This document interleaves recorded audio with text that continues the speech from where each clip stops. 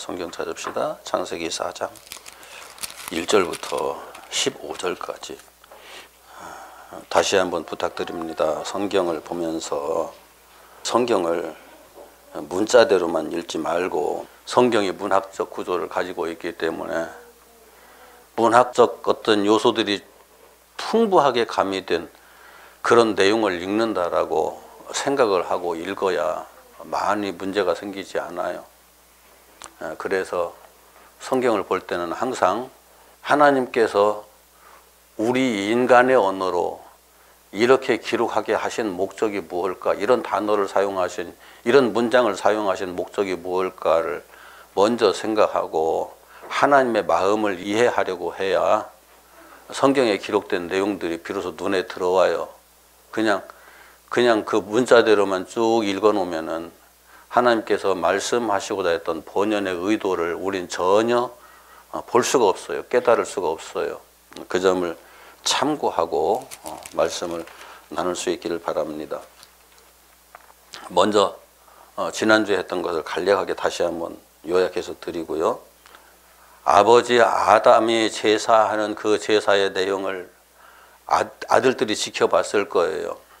특히 이제 많은 자녀들이 있었을 텐데 그 중에 가인과 아벨을 여기서 주목하고 있죠. 가인과 아벨 두 아들만 있었다가 아니에요. 이제 가인과 아벨의 제사의 내용이 너무 다르다는 그것은 그 두 사람의 정체성이 너무 다르다 하는 것에 대한 이야기가 되는 거고, 그 이외에도 많은 그 중간중간에 여러 형태의 정체성들이 있었겠지만은 그 대표적인 두 사람을 먼저 거론한 거고, 가인은 아버지의 제사의 그 형식만을 본 거예요. 아벨은 아버지의 제사의 그 내용을 본 거예요. 그렇기 때문에 가인은 자기가 드리면 아버지보다 훨씬 더 잘 드릴 수 있을 것이라고 생각을 했을 거고, 그래서 나름대로는 최선을 다해서 드렸기 때문에 하나님께서 안 받으시는 것에 대해서 그럼 하나님 그럼 나보고 어떻게 하라고요? 이건 절망이잖아요. 어찌 보면 가인이 하나님을 모르는 사람이었다고 말하는 분들도 참 많은데 이건 잘못된 거예요. 1세대 하나님께서 직접 창조하신 아담이 1세대잖아요. 그럼 2세대가 가인이잖아요. 하나님을 모른다는 게 말이 안 되죠. 그리고 뒤에 보면은 하나님과 가인이 대화하는 내용이 나와요. 굉장히 우리하고는 다른 차원의 사람이었다는 것도 이해를 해야죠. 그럼에도 불구하고 아담이 선악을 알게 하는 나무의 열매를 먹어버린 그 까닭에 내가 선한 것도 악한 것도 다 할 수 있고 이것저것도 다 할 수 있다는 그 생각을 가지고 있고, 그 생각 속에서 무엇이 최선일까 하는 걸 생각해서 가장 최선의 것을 다 힘을 다 해가지고 하나님께 제사를 드렸거든요. 그런데 하나님께서 안 받으셨단 말이에요. 그러면 이건 엄청난 절망이에요. 더 이상 어떻게 할 수가 없는 상황이니까. 그러면 어떻게 하라는 말이냐라고 생각하고 있을 때 아벨이 제사를 드렸어요. 아벨은 단순하게 양새끼 한 마리만 잡아가지고 제사를 드리거든요. 그런데 하나님께서 그걸 받으셨단 말이에요. 자, 이런 것도 좀 우리들이 좀 깊이 있게 봐야 될 필요가 있는데, 여러분들은 여러분이 드리는 제사를 하나님께서 받으셨는지 안 받으셨는지, 여러분들이 드리는 예배를 지금 하나님께서 받으시는지 안 받으시는지 느낄 수 있습니까? 그런데 가인은 그걸 느낄 수 있는 사람이었다고요. 우리하고 차원이 다른 사람이에요. 하나님께서 내 제사는 안 받으시네. 그런데 아벨의 제사는 받으셨네. 어찌 보면 가인이 볼 때는 하나님께서 아벨을 편애하시는구나. 나는 최선을 다해서 드렸는데도 내 제사는, 내 예배는 안 받으시고, 아벨은 겨우 양새끼 한 마리 달랑 올려놨는데 그 예배는, 그 제사는 받으시고, 그 상황에 대해서 이걸 가인이 어떻게 생각하겠어요? 하나님이 편애한다고 밖에는 더 생각할 게 없겠죠. 그러다 보니까 아벨이 없으면은 내 제사 하나님께서 받으실 거야, 나를 사랑하실 거야 하겠죠, 당연히. 하나님께서 가인에게 한 말을 8절에 보면은 가인이 그의 아우 아벨에게 말하고 라고 돼 있는데, 여기 말하고자 하는 그 말이 그 옛날 아주 옛날 성경에 보면은 이제 그 옛날 성경 그 번역본 그 생각해 보면은 그 말하고 앞에 우리가 들로 나가자라고 말하고 하나님께서 내게 이렇게 말씀하셨다를 아벨에게 말한 것이 아니라 우리가 들로 나가자라고 말하고 들에 나가서 아벨을 쳐 죽였다 이제 그렇게 돼 있어요. 이런 것도 좀 우리 성경이 우리 글 성경이 좀 상세하게 이런 것들을 제대로 했으면 좋겠는데 밑에 각주를 적어놓은 성경들은 그게 있어요. 그런데 이제 그렇지 않은 성경에는 그게 없죠. 그래서 아벨을 죽임으로써 비로소 내가 하나님의 관심의 대상이 될 수 있다라는 생각을 하고 그걸 행동에 옮겼던 거죠. 여기 이제 꼭 중요한 것은 한 가지, 가인은 아버지의 제사의 형식만을 취한 사람이었고 아벨은 아버지의 마음을 이해하고 제사를 드렸던 사람이에요. 그럼 아버지 제사의 형식은 뭘까요? 지금 우리들이 예배를 오늘 또 많은 교회들에서 예배의 형식을 딱 정해놓은 대로 그 형식을 따라서 예배를 드릴 거예요. 그런데 그 형식 속에 본질이 있는 건 아니죠. 형식은 그렇지 않을지라도 본질은 또 다르죠. 그런데 너무나 많은 경우에 예배의 형식에 너무 치우치는 경우들을 저는 많이 봐요. 물론 형식이 여기 이 컵이 있잖아요. 이 컵이라는 형식이 없으면 안에 아무것도 담을 수가 없죠. 물이 담겨 있을 수가 없잖아요. 컵이라는 형식이 있어야 그 안에 물을 담을 수 있는 것처럼 형식이 중요하긴 해요. 그러나 그 형식이 꼭 이것이어야 할 필요는 없죠. 어떤 그릇이 되었든지 물이 담기는 건 담기니까요. 그러니까 형식을 내가 무시한다 그건 아니에요. 그런데 형식을 캐톨릭 같은 데서는 너무 중요하게 생각해서 그 형식을 아주 그냥 장중하게 진행을 하거든요. 그러다 보니까 그 형식만을 보면서 사람들이 와, 캐톨릭 예배는 무언가 위엄이 있어 장중하고 대단한 것 같아, 그거 자체로 거룩한 것 같아라고 말하지만 그러다 보니까 그것만을 주목하게 되니까 하나님께서 정말 원하셨던 그 예배가 무엇인지를 놓쳐버리는 거예요. 하나님께서 진정 원하셨던. 그래서 가인은 하나님께서 무엇을 기대하셨는가 하는 걸 놓쳐버린 거예요.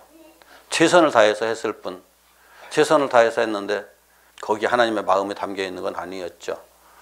그런데 아벨은 아버지가 왜 제사를 드리는가를 면밀히 봤어요.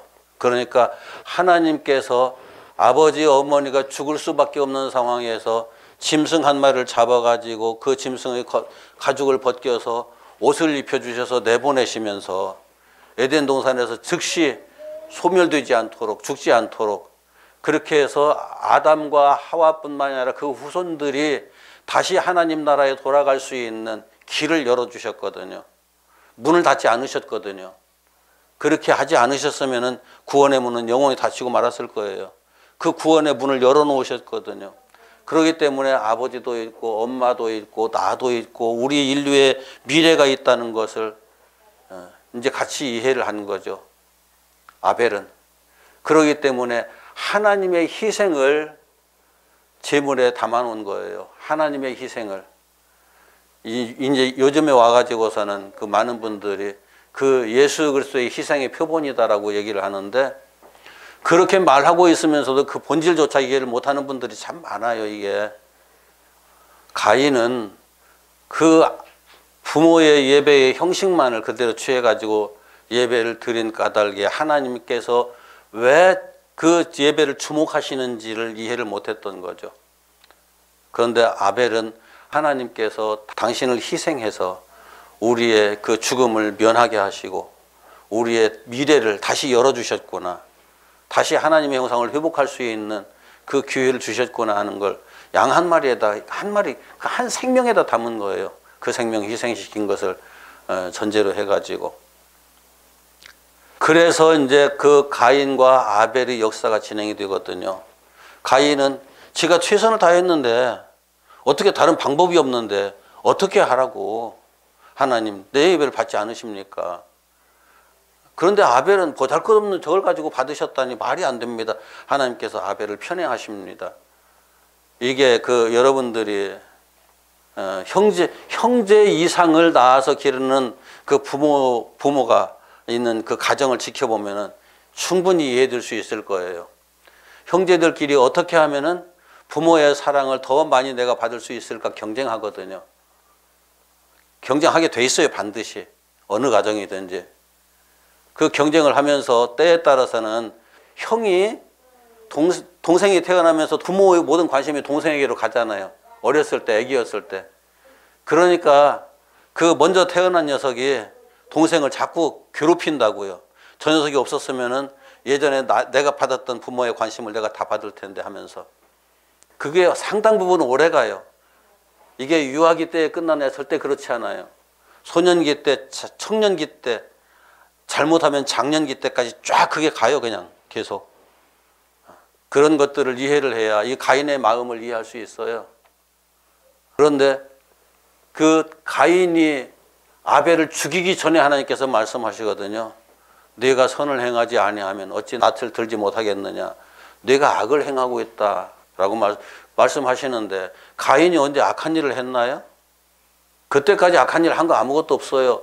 동생 죽이지도 않았고 동생에 대한 그 어떻게 보면은 하나님께서 편애하십니다는 그 생각, 제사를 드린 후에 이제 그런 마음을 가졌을 텐데 제사를 드리기 전 얘기예요. 이 얘기는 제사를 드리기 전에 가인이 악을 행했다. 무슨 악을 행했어요? 성경에는 기록된 내용 속에는 없어요. 그런데 기록된 내용을 좀 더 유심히 보세요. 좀 더 유심히 보면은 가인은 자기중심적으로 산 사람이에요. 자기중심적으로 다른 사람의 마음을 헤아릴 줄도 몰랐고 그리고 하나님의 마음을 헤아릴 줄도 몰랐어요. 자기중심적으로 사는 사람 다 그래요. 그게 악한 거예요. 그것이 나중에 많은 악을 만들어내요. 계속. 나는 내 중심으로 모든 걸 생각하고 있는 사람. 그래서 다른 사람의 마음을 헤아릴 줄 모르는 사람, 다른 사람의 생각을 헤아릴 줄 모르는 사람, 내 행동에 대해서 어떤 파장이 일어날 것이다 이런 것들에 대해서 전혀 생각지 않고 사는 사람. 그 자체가 악인 거예요. 그런데 아벨은 아버지 어머니의 마음을 헤아려서 그 예배의 본질을 이해했거든요. 그리고 그 예배를 통해서 하나님의 마음을 헤아려서 하나님께서 이 엄청난 희생을 우리에게 하셨구나 하는 것을 헤아릴 수 있는 사람이 됐거든요. 그런데 예수 믿는다고 신앙생활을 한다고 이게 다 그렇게 되는 게 아니에요. 누구에게나. 예수 믿어도 안 되는 사람은 여전히 안 돼요. 왜요? 자기중심적으로 사는 사람은 안 되는 거예요. 너무나 많은 사람들이 자기중심적으로 살아요. 현상만을 보면서 살아요. 본질을 볼 줄 모르면은 그 현상에 얽매여서 현상에 사로잡혀 사는 사람으로 끝나고 말죠. 여러분들은 절대 그러지 마세요. 나중에 그렇게 살면은 이 사회에서 고립돼요. 자꾸 고립돼요. 평생 살아도 마음을 주고 받을 수 있는 사람들이 내 주변에 없어요. 다 사라져버려요. 하나님과의 교감은 다른 사람과의 교감도 그렇게 해서 이루어질 수 있는 기반이 되는 거예요. 내 주변에서 정말 중요한 일이 있을 때에 나와 함께 마음을 나누고 생각을 나눌 수 있는 사람이 없다. 그것처럼 비참한 거 없어요, 솔직히. 그런 사람이 많아야 된다는 건 아니에요. 뭐 한두 사람만이라도 그렇게 마음을 같이 나누고 생각을 나눌 수 있는 사람이 있다면은 그 사람은 행복한 사람이에요.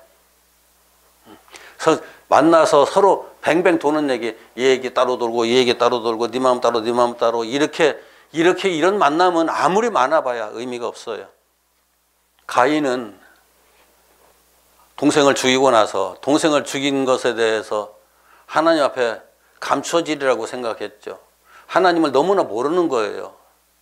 모르는 것이 없는 분이 하나님이신데 그 앞에서 자기 자신을 감춰보려고 했던 이 모습, 이건 가인뿐만 아니라 지금도 이 땅에 사는 모든 사람들, 저에게도 있어요. 하나님 이것은 좀 안 봐주셨으면 좋겠는데요 하는 생각들을 한 번씩 하거든요. 이 생각까지는 하나님 그냥 모르시고 지나쳐 주셨으면 좋겠는데요 하는 생각들을 어쩔 수 없이 나도 한 번씩 해요. 하고 나서는 회개하고 잘못했습니다 하고 그러긴 하지만 그것으로부터 완벽하게 자유로운 존재는 없어요. 가인도 역시 마찬가지였던 거죠.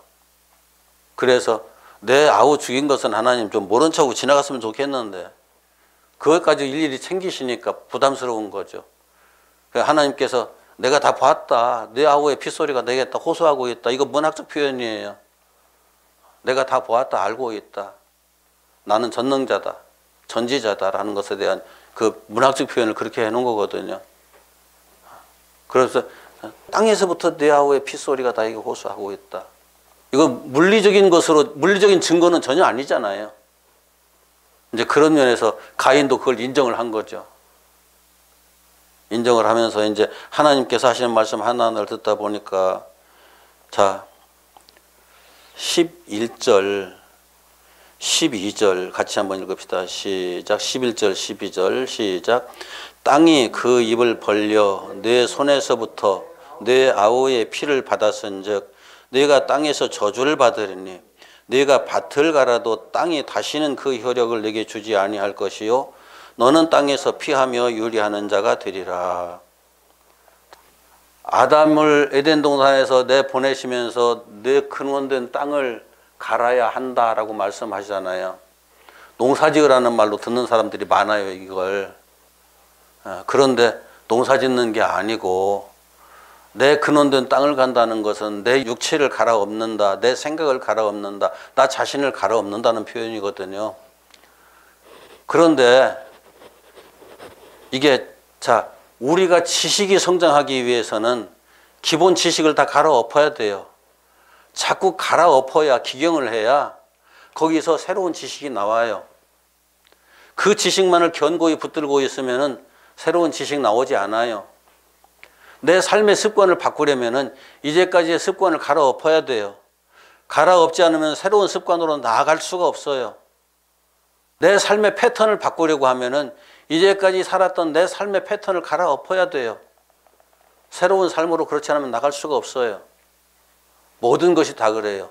내 생각도 이제까지의 생각에서 내가 벗어나고 싶다. 그 생각 갈아엎어야죠.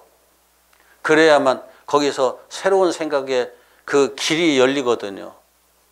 새로운 열매를 거기서 딸 수가 있거든요.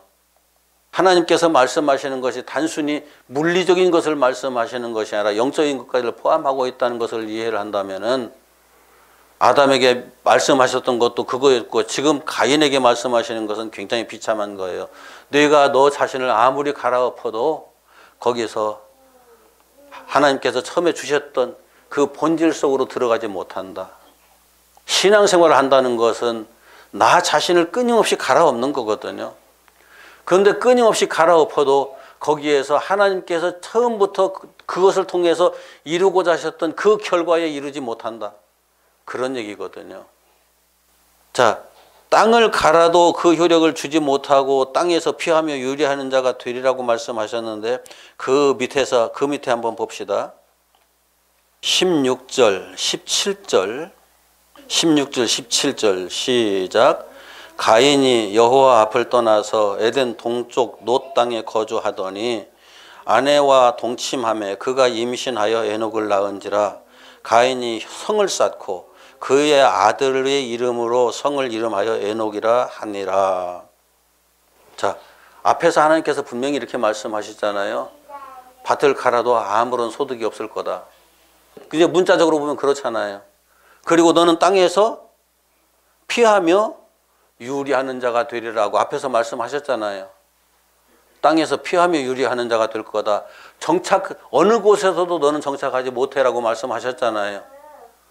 그런데 16절 보면은 노 땅에 거주하더니라고 되어 있어요. 노 땅에 정착했다는 말이거든요. 그리고 아내와 동침하며 그가 임신하여 에녹을 낳은지라. 가인이 성을 쌓고 그의 아들의 이름으로 성을 이름하여 에녹이라 하니라. 자, 밭을 갈아도 아무 소득도 없는 사람, 아무런 경제적인 어떤 소득을 얻을 수 없는 사람이 성을 쌓는다는 게 가능한가요? 그게 불가능하잖아요. 가인은 분명히 정주하는, 노 땅에 정주하는 사람이었고, 그리고 거기서 성을 쌓고 사는 사람이었어요. 성을 쌓는다는 것은 성주가 된다는 거잖아요. 성주가 된다는 것은 그 밑에 사람들이 있다는 거예요, 없다는 거예요? 성주가 된다는 것은 이미 하나 토호 세력이 되어 있다는 얘기예요. 쉽게 말하면은 그 지역을 그 지역을 다 휘어잡고 그 지역에서 큰 소리 빵빵 치는 사람으로 지금 돼 있다는 얘기예요.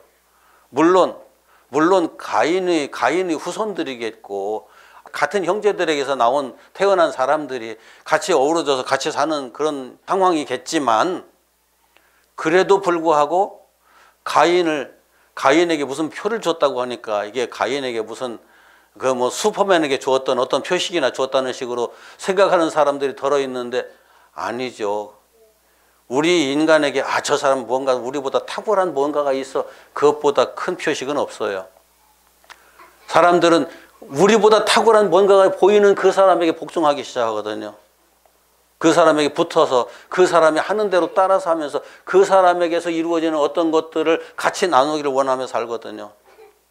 인간은 누구나 다. 그렇기 때문에 가인이 매우 탁월한 사람이었다라는 것을 쉽게 이해할 수 있어요. 그러니까 얼마 못 되어서 땅에서 정주하면서 성을 쌓고 사는 사람이 되었다는 말이죠. 그 성의 이름을 자기의 첫 아들의 이름을 붙여서 지었어요. 에녹이라고. 그런데 그 뒤에 가면은 가인의 후손들이 이 땅의 문화를 지배를 해요. 이 땅의 문화를 지배를 해요. 이 땅의 문화를 지배하는 사람들이 어떤 사람들이에요? 대단한 세력을 가진 사람들이잖아요. 능력을 가진 사람이 쉽게 말하면은.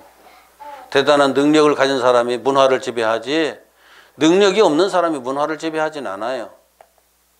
성경을 볼 때 문자적으로만 보면 단순하게 보면 이런 것들 전혀 이해를 못해요.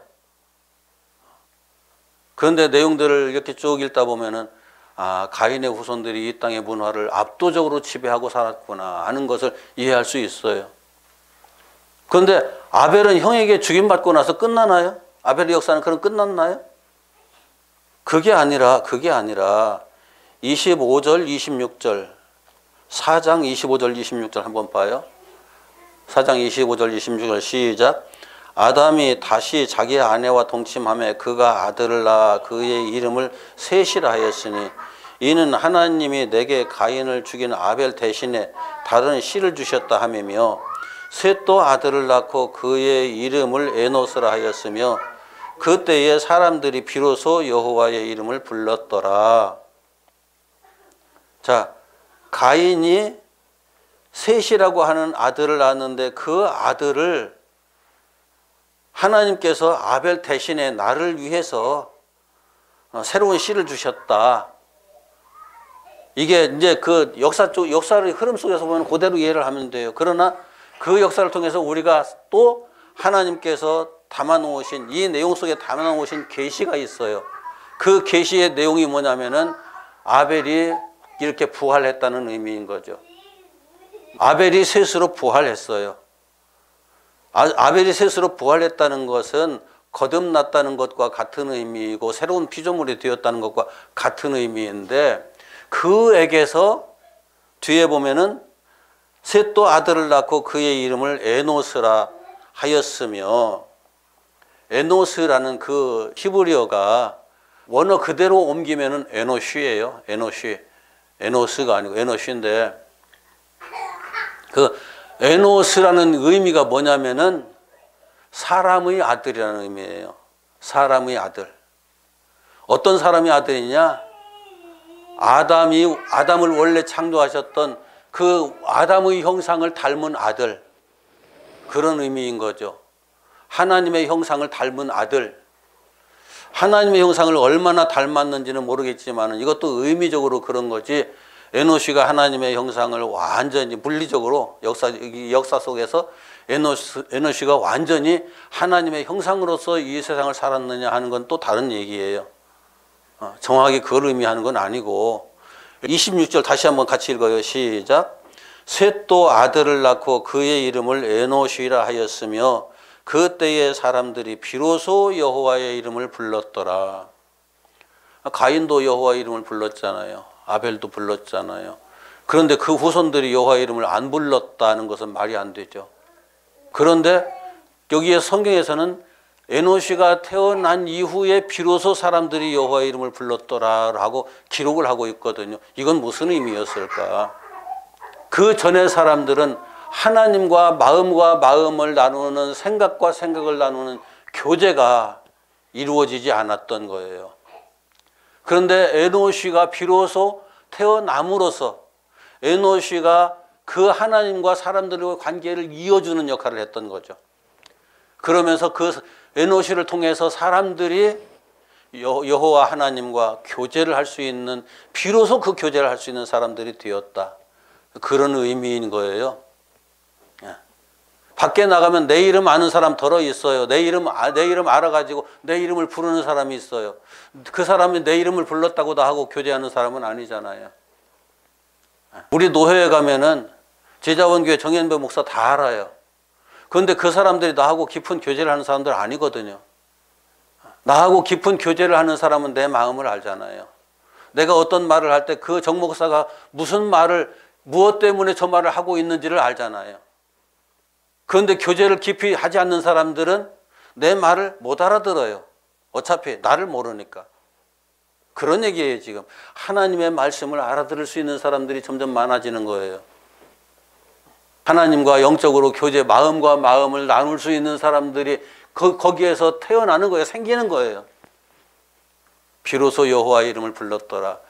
이게 예배의 본질이에요. 알고 보면은 하나님의 이름을 부르는 것이 아니라 하나님의 마음을 알고 하나님과 교제하는 사람들이 많아지는 거죠. 예배의 본질은 교제거든요. 하나님과 교제하는 것. 그래서 여기 앉아서 어떤 시간에 무슨 어떤 과정을 지나가지고 이렇게 해서 우리가 여기 목사가 축도하고 예배를 마쳤어. 예배 끝에 나 예배 드렸어. 절대 그게 아니에요.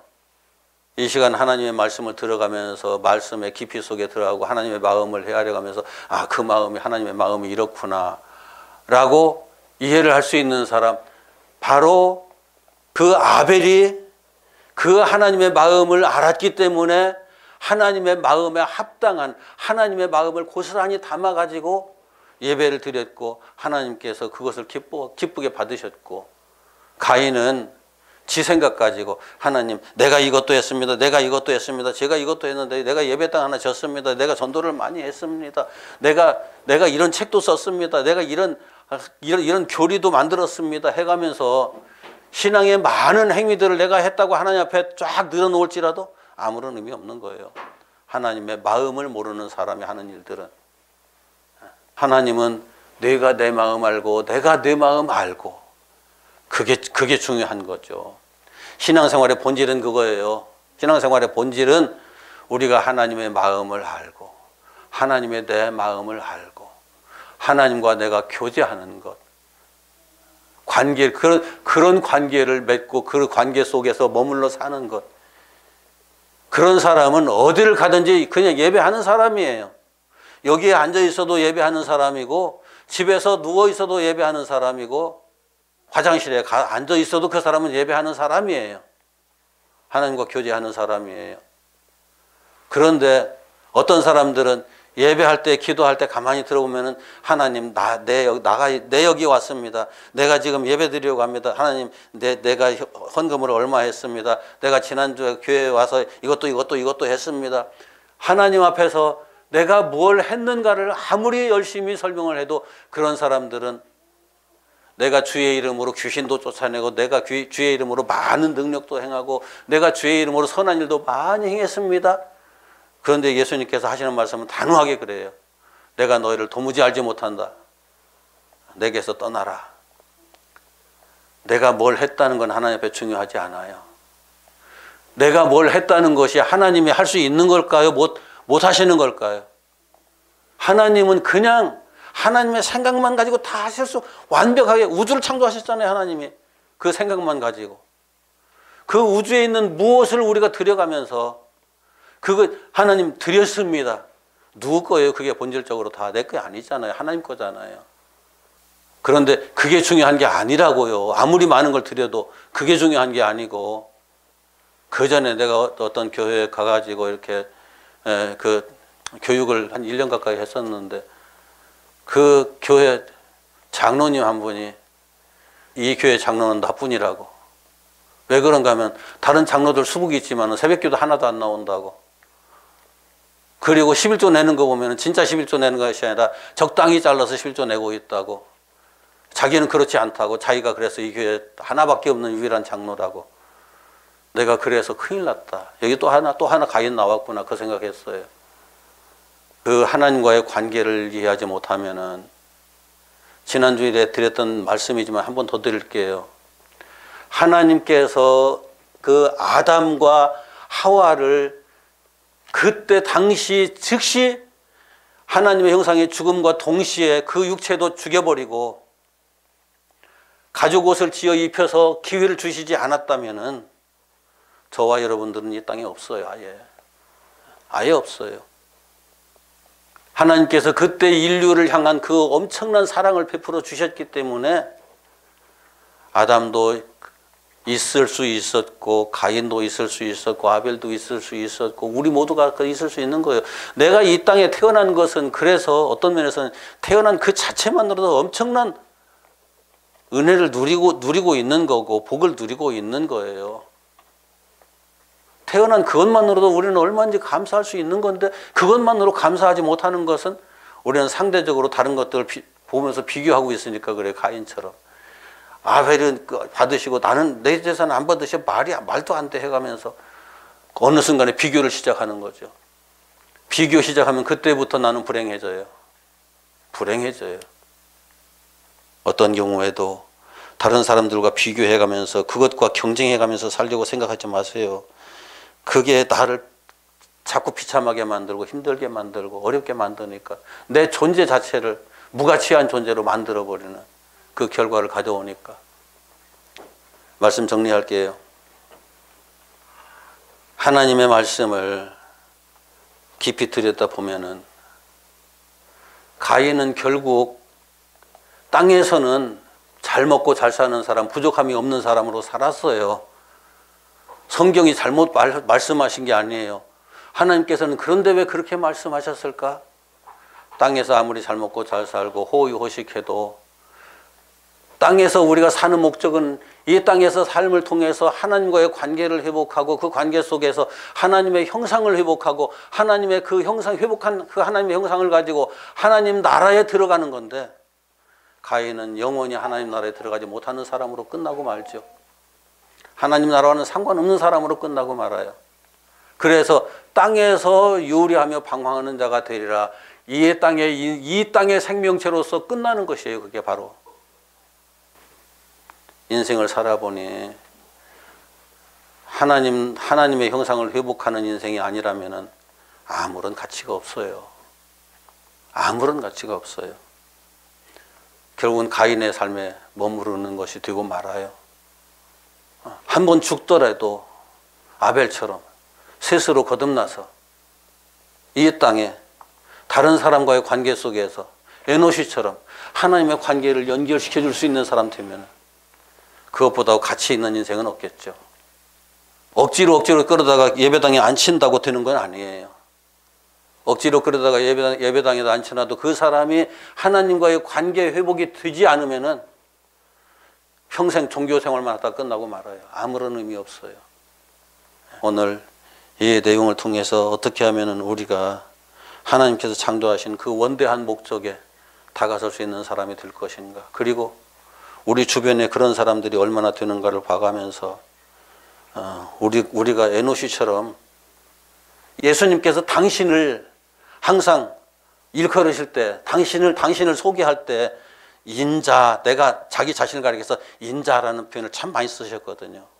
인자, 사람의 아들, 에노시라는 표현이에요. 하나님과 그 우리 인간과의 관계를 연결시켜주는 존재로서 에노시가 태어난 이후에 비로소 사람들이 여호와의 이름을 불렀더라. 예수를 만나야 예수와 관계 속에서 예수를 나의 존재로 받아들임으로 그때 비로소 하나님과의 관계가 연결되는 거예요. 그래서 진정으로 하나님과 마음을 나누며 교제할 수 있는 사람, 여호와의 이름을 부르는 사람이 되는 거죠. 그것이 신앙생활의 본질이에요. 기도합시다.